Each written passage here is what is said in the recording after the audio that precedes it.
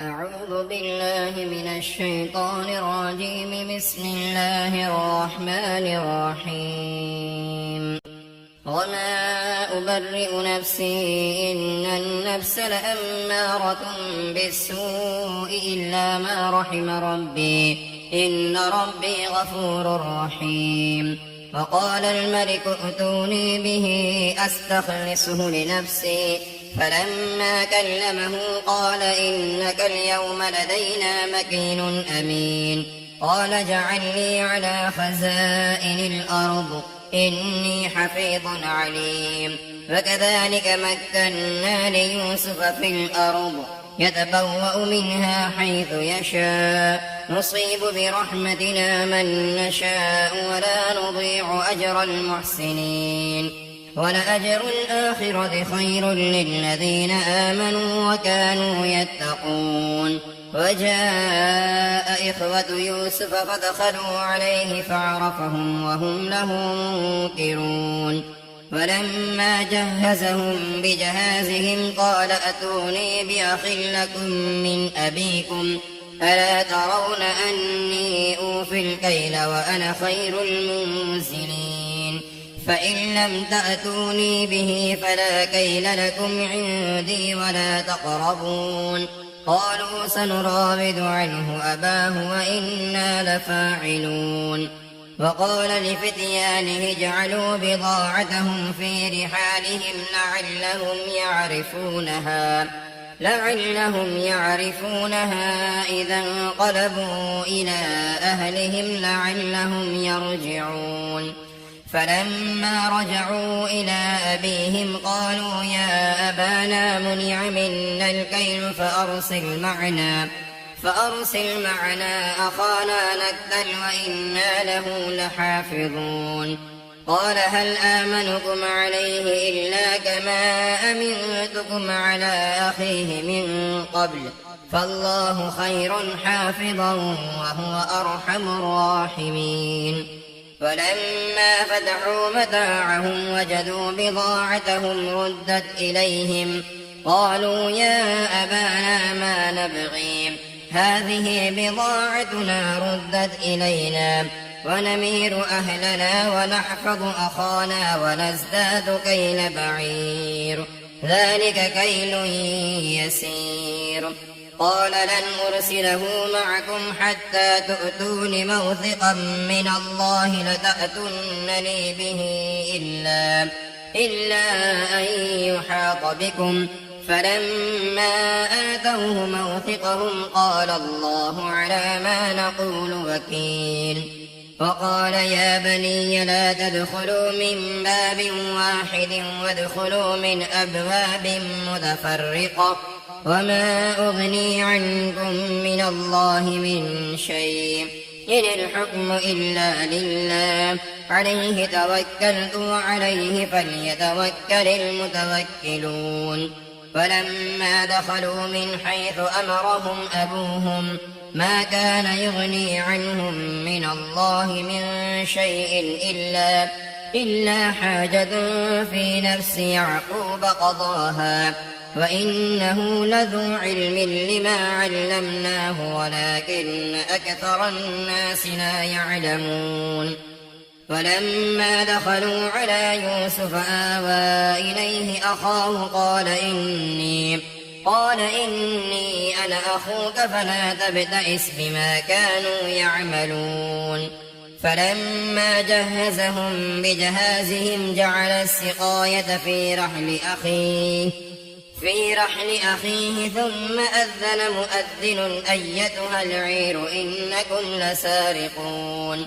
قالوا وأقبلوا عليهم ماذا تفقدون. قالوا نفقد صواع الملك ولمن جاء به حمل بعير وأنا به زعيم. قالوا تالله لقد علمتم ما جئنا لنفسد في الأرض وما كنا سارقين. قالوا فما جزاؤه إن كنتم كاذبين. قالوا جزاؤه من وجد في رحله فهو جزاؤه كذلك نجزي الظالمين. فبدأ بأوعيتهم قبل وعاء أخيه ثم استخرجها من وعاء أخيه كذلك كدنا ليوسف ما كان ليأخذ أخاه في دين الملك إلا أن يشاء الله نرفع درجات من نشاء وفوق كل ذي علم عليم قالوا إن يسرق فقد سرق أخ له من قبل فأسرها يوسف في نفسه ولم يبدها لهم قال أنتم شر مكانا والله أعلم بما تصفون قالوا يا أيها العزيز إن له أبا شيخا كبيرا فخذ أحدنا مكانه إنا نراك من المحسنين قال معاذ الله أن نأخذ إلا من وجدنا متاعنا عنده إنا إذا لظالمون فلما استيئسوا منه خلصوا نجيا قال كبيرهم ألم تعلموا أن أباكم قد أخذ عليكم موثقا من الله ومن قبل ما فرطتم في يوسف فلن أبرح الأرض حتى يأذن لي أبي أو يحكم الله لي وهو خير الحاكمين ارجعوا إلى أبيكم فقولوا يا أبانا إن ابنك سرق وما شهدنا إلا بما علمنا وما كنا للغيب حافظين واسأل القرية التي كنا فيها والعير التي أقبلنا فيها وإنا لصادقون قال بل سولت لكم أنفسكم أمرا فصبر جميل عسى الله أن يأتيني بهم جميعا إنه هو العليم الحكيم وتولى عنهم وقال يا أسفا على يوسف وابيضت عيناه من الحزن فهو كظيم قالوا تالله تفتأ تذكر يوسف حتى تكون حرضا أو تكون من الهالكين قال إنما أشكو بثي وحزني إلى الله وأعلم من الله ما لا تعلمون يا بني اذهبوا فتحسسوا من يوسف وأخيه ولا تيأسوا من روح الله إنه لا ييأس من روح الله إلا القوم الكافرون فلما دخلوا عليه قالوا يا أيها العزيز مسنا وأهلنا الضر وجئنا ببضاعة مزجاة فأوف لنا الكيل وتصدق علينا إن الله يجزي المتصدقين قال هل علمتم ما فعلتم بيوسف وأخيه إذ أنتم جاهلون قالوا أئنك لأنت يوسف قال أنا يوسف وهذا أخي قد من الله علينا إنه من يتق ويصبر فإن الله لا يضيع أجر المحسنين قالوا تالله لقد آثرك الله علينا وإن كنا لخاطئين قال لا تثريب عليكم اليوم يغفر الله لكم وهو أرحم الراحمين اذهبوا بقميصي هذا فألقوه على وجه أبي يأت بصيرا وأتوني بأهلكم أجمعين ولما فصلت العير قال أبوهم إني لأجد ريح يوسف لولا أن تفندون قالوا تالله إنك لفي ضلالك القديم فلما أن جاء البشير ألقاه على وجهه فارتد بصيرا قال ألم أقل لكم إني أعلم من الله ما لا تعلمون قالوا يا أبانا استغفر لنا ذنوبنا إنا كنا خاطئين قال سوف أستغفر لكم ربي إنه هو الغفور الرحيم فلما دخلوا على يوسف آوى إليه أبويه وقال وقال ادخلوا مصر إن شاء الله آمنين ورفع أبويه على العرش وخروا له سجدا وقال يا أبت هذا تأويل رؤياي من قبل قد جعلها ربي حقا وقد أحسن بي إذ أخرجني من السجن وجاء بكم من البدو من بعد أن نزغ الشيطان بيني وبين إخوتي إن ربي لطيف لما يشاء إنه هو العليم الحكيم رب قد آتيتني من الملك وعلمتني من تأويل الأحاديث فاطر السماوات والأرض أنت ولي في الدنيا والآخرة توفني مسلما وألحقني بالصالحين ذلك من أنباء الغيب نوحيه إليك وما كنت لديهم إذ أجمعوا أمرهم وهم يمكرون وما أكثر الناس ولو حرصت بمؤمنين وما تسألهم عليه من أجر إن هو إلا ذكر للعالمين وكأي من آية في السماوات والأرض يمرون عليها وهم عنها معرضون وما يؤمن أكثرهم بالله إلا وهم مشركون أفأمنوا أن تأتيهم غاشية من عذاب الله أو تأتيهم الساعة بغتة وهم لا يشعرون قل هذه سبيلي أدعو إلى الله على بصيرة أنا ومن اتبعني وسبحان الله وما أنا من المشركين وما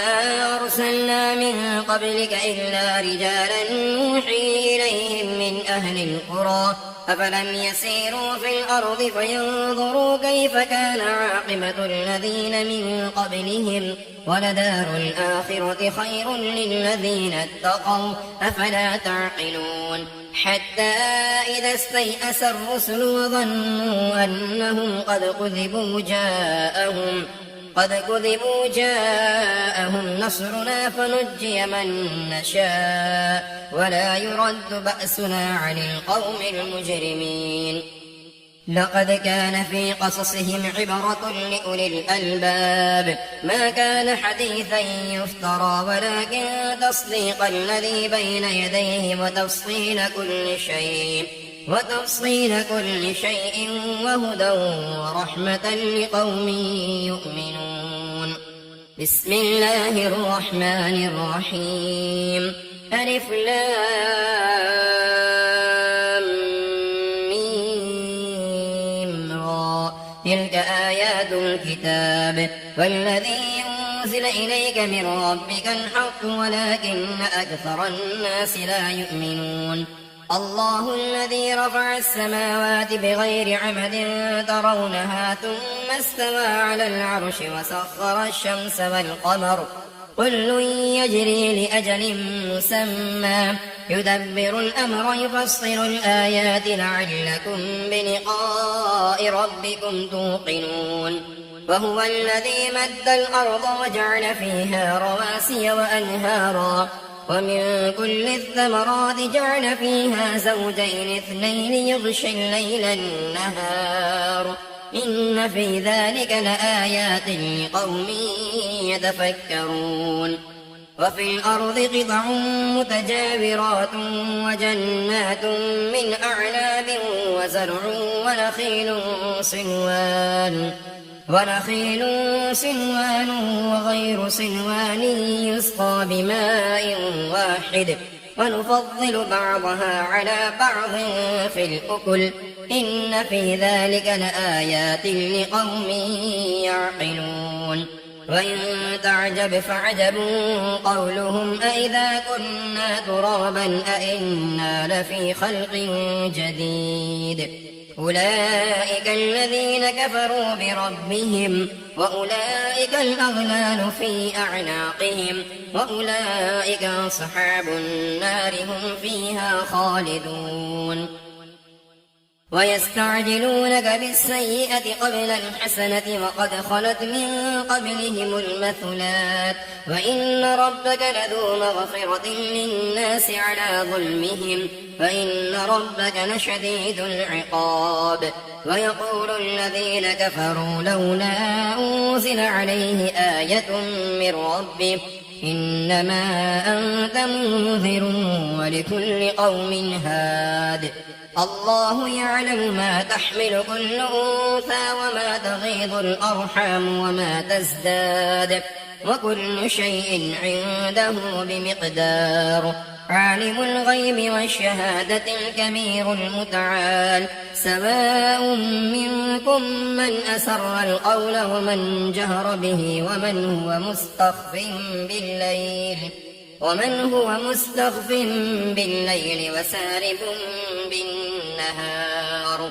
له معقبات من بين يديه ومن خلفه يحفظونه من أمر الله إن الله لا يغير ما بقوم حتى يغيروا ما بأنفسهم وإذا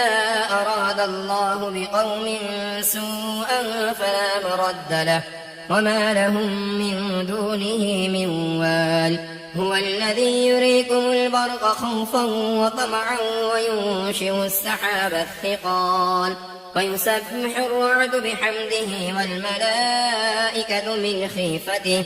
ويرسل الصواعق فيصيب بها من يشاء وهم يجادلون في الله وهو شديد المحال له دعوة الحق والذين يدعون من دونه لا يستجيبون لهم بشيء إلا كباسط كفيه إلى الماء ليبلغ فاه وما هو ببالغه وما دعاء الكافرين إلا في ضلال ولله يسجد من في السماوات والأرض طوعا وكرها وظلالهم بالغدو والآصال قل من رب السماوات والأرض قل الله قل أفاتخذتم من دونه أولياء لا يملكون لأنفسهم نفعا ولا ضرا قل هل يستوي الأعمى والبصير أم هل تستوي الظلمات والنور أم جعلوا لله شركاء خلقوا كخلقه فتشابه الخلق عليهم قل الله خالق كل شيء وهو الواحد القهار أنزل من السماء ماء فسالت أودية بقدرها فاحتمل السيل زبدا رابيا ومما يوقدون عليه في النار ابتغاء حلية أو متاع زبد مثله كذلك يضرب الله الحق والباطل فأما الزبد فيذهب جفاء وأما ما ينفع الناس فيمكث في الأرض كذلك يضرب الله الأمثال للذين استجابوا لربهم الحسنى والذين لم يستجيبوا له لو أن لهم ما في الأرض جميعا ومثله معه لافتدوا به أولئك لهم سوء الحساب ومأواهم جهنم وبئس المهاد أفمن يعلم أن ما أنزل إليك من ربك الحق كمن هو أعمى إنما يتذكر أولو الألباب الذين يوفون بعهد الله ولا ينقضون الميثاق والذين يصلون ما أمر الله به أن يوصل ويخشون ربهم ويخافون سوء الحساب والذين صبروا ابتغاء وجه ربهم وأقاموا الصلاة وأنفقوا مما رزقناهم سرا وعلانية ويدرؤون بالحسنة السيئة أولئك لهم عقبى الدار جنات عدن يدخلونها ومن صلح من آبائهم وأزواجهم والملائكة يدخلون عليهم من كل باب سلام عليكم بما صبرتم فنعم عقبى الدار. والذين ينقضون عهد الله من بعد ميثاقه ويقطعون ما أمر الله به أن يوصل ويفسدون في الأرض أولئك لهم اللعنة ولهم سوء الدار. الله يبسط الرزق لمن يشاء ويقدر وفرحوا بالحياة الدنيا وما الحياة الدنيا في الآخرة إلا متاع. ويقول الذين كفروا لولا أنزل عليه آية من ربه قل إن الله يضل من يشاء ويهدي إليه من أناب. الذين آمنوا وتطمئن قلوبهم بذكر الله ألا بذكر الله تطمئن القلوب. الذين آمنوا وعملوا الصالحات طوبى لهم وحسن مآب. كذلك أرسلناك في أمة قد خلت من قبلها لتتلو عليهم الذي أوحينا إليك وهم يكفرون بالرحمن قل هو ربي لا إله إلا هو عليه توكلت وإليه متاب.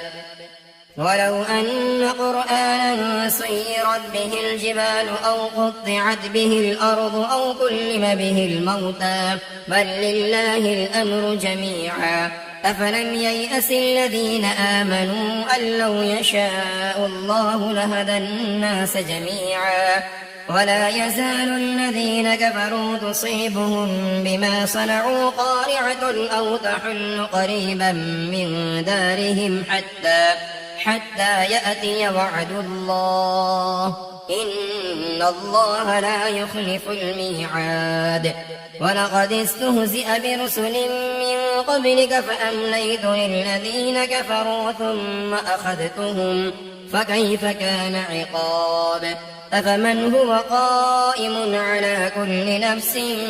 بما كسبت وجعلوا لله شركاء قل سموهم أم تنبئونه بما لا يعلم في الأرض أم بظاهر من القول بل زين للذين كفروا مكرهم وصدوا عن السبيل ومن يضلل الله فما له من هاد. لهم عذاب في الحياة الدنيا ولعذاب الآخرة أشق وما لهم من الله من واق. مثل الجنة التي وعد المتقون تجري من تحتها الأنهار أكلها دائم وظلها تلك عقبى الذين اتقوا وعقبى الكافرين النار. والذين آتيناهم الكتاب يفرحون بما أنزل إليك ومن الأحزاب من ينكر بعضه قل إنما أمرت أن أعبد الله ولا أشرك به إليه أدعو وإليه مآب. وكذلك أنزلناه حكما عربيا ولئن اتبعت أهواءهم بعدما جاءك من العلم ما لك من الله من ولي ولا واق. ولقد أرسلنا رسلا من قبلك وجعلنا لهم أزواجا وذرية وما كان لرسول أن يأتي بآية إلا بإذن الله لكل أجل كتاب يمحو الله ما يشاء ويثبت وعنده أم الكتاب. وإما نرينك بعض الذي نعدهم أو نتوفينك فإنما عليك البلاغ وعلينا الحساب. أولم يروا أنا نأتي الأرض ننقصها من أطرافها والله يحكم لا معقب لحكمه فهو سريع الحساب وقد مكر الذين من قبلهم فلله المكر جميعا يعلم ما تكسب كل نفس وسيعلم الكفار لمن عقبى الدار ويقول الذين كفروا لست مرسلا قل كفى بالله شهيدا بيني وبينكم ومن عنده علم الكتاب. بسم الله الرحمن الرحيم. ألف لام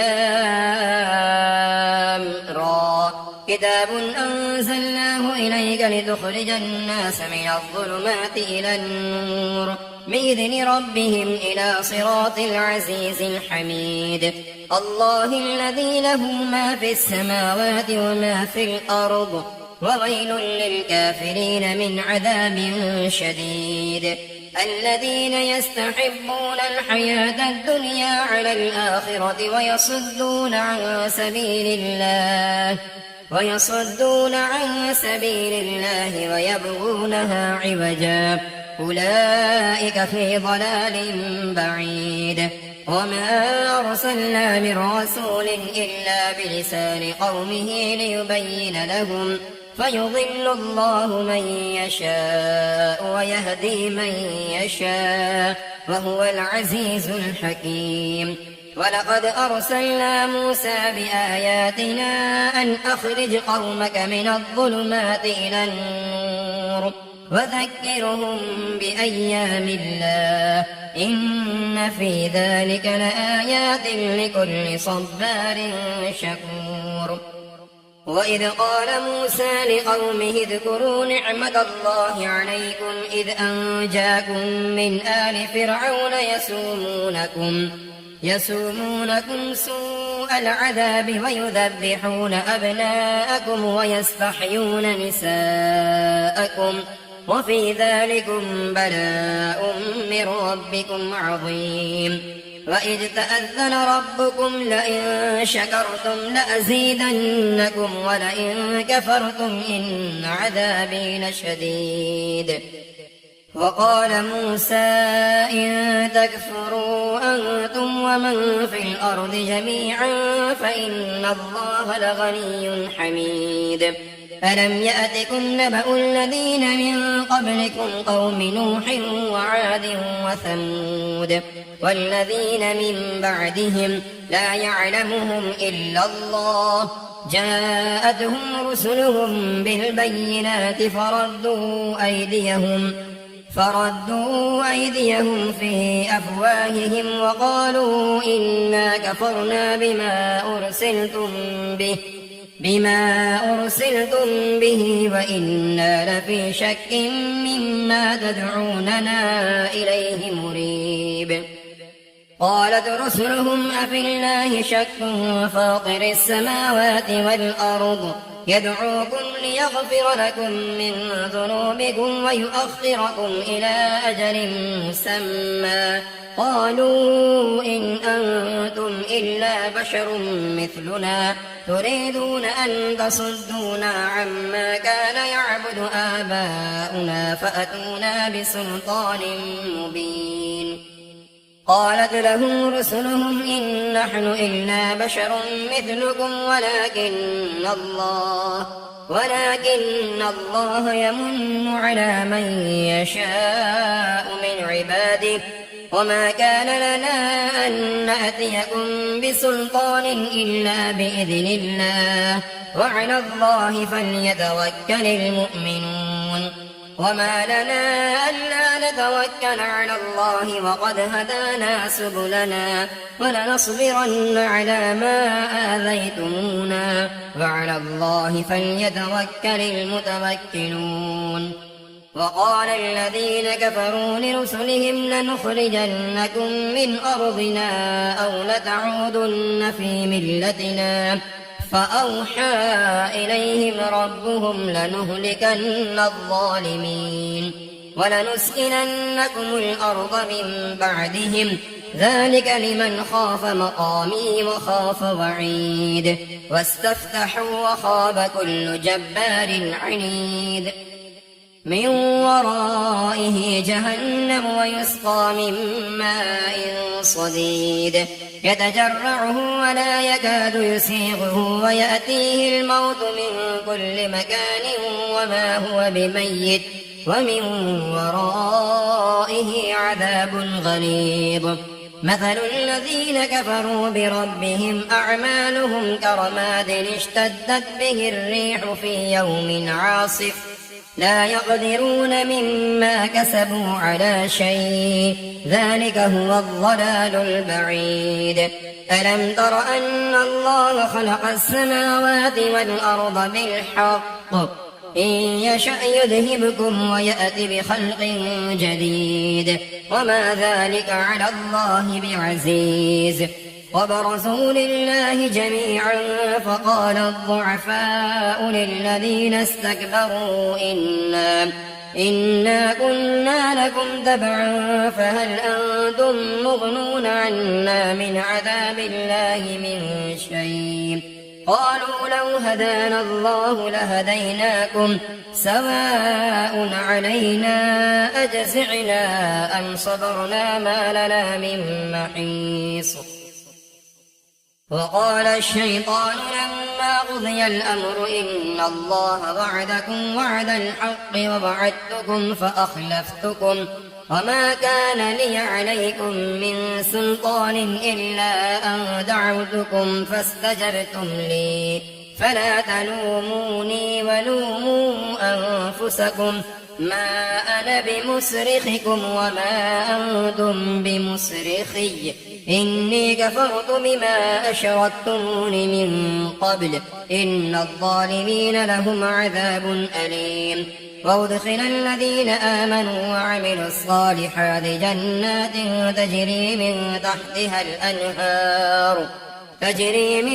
تحتها الأنهار خالدين فيها بإذن ربهم تحيتهم فيها سلام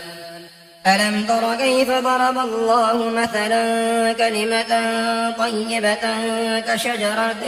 طيبة أصلها ثابت وفرعها في السماء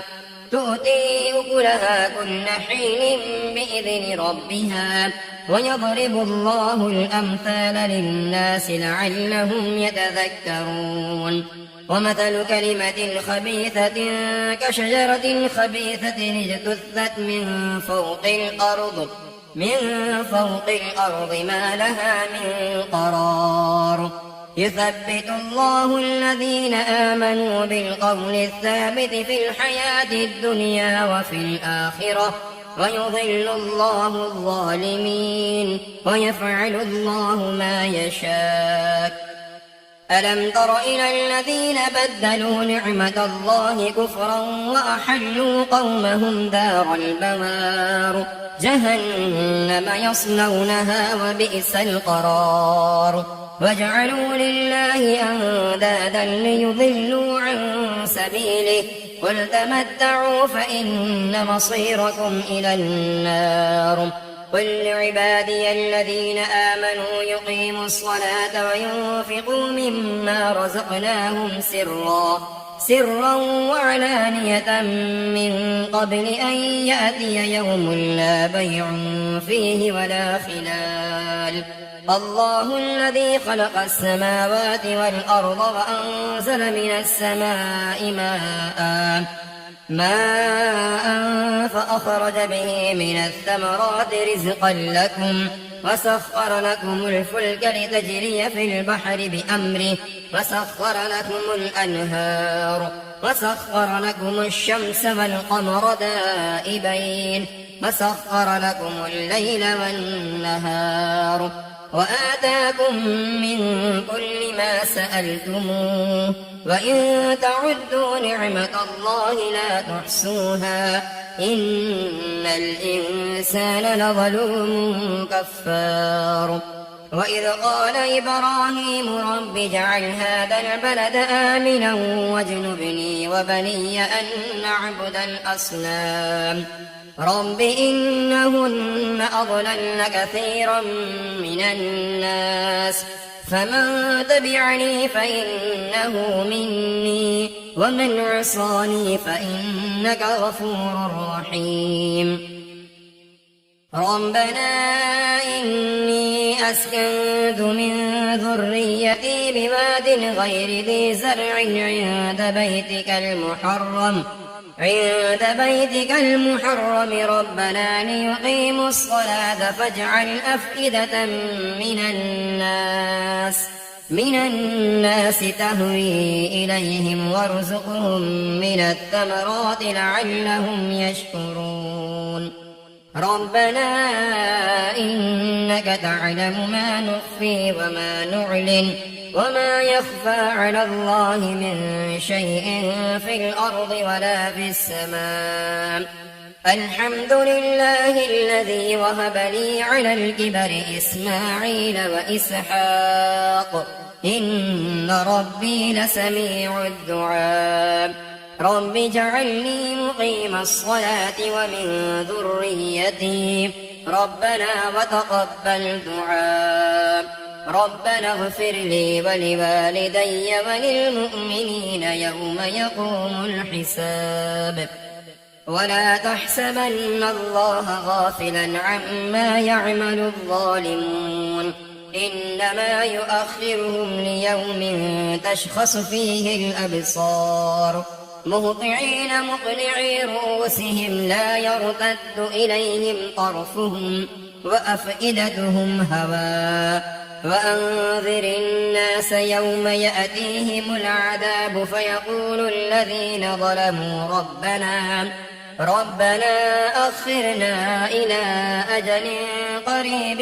نجب دعوتك ونتبع الرسل أولم تكونوا أقسمتم من قبل ما لكم من زوال. وسكنتم في مساكن الذين ظلموا أنفسهم وتبين لكم كيف فعلنا بهم وضربنا لكم الأمثال. وقد مكروا مكرهم وعند الله مكرهم وإن كان مكرهم لتزول منه الجبال. فلا تحسبن الله مخلف وعده رسله إن الله عزيز ذو انتقام. يوم تبدل الأرض غير الأرض والسماوات وبرزوا لله الواحد القهار. وترى المجرمين يومئذ مقرنين في الأصفاد سرابيلهم من قطران وتغشى وجوههم النار ليجزي الله كل نفس ما كسبت إن الله سريع الحساب. هذا بلاغ للناس ولينذروا به وليعلموا أنما هو إله واحد وليذكر أولو الألباب. بسم الله الرحمن الرحيم. ألف لام را تلك آيات الكتاب وقرآن مبين.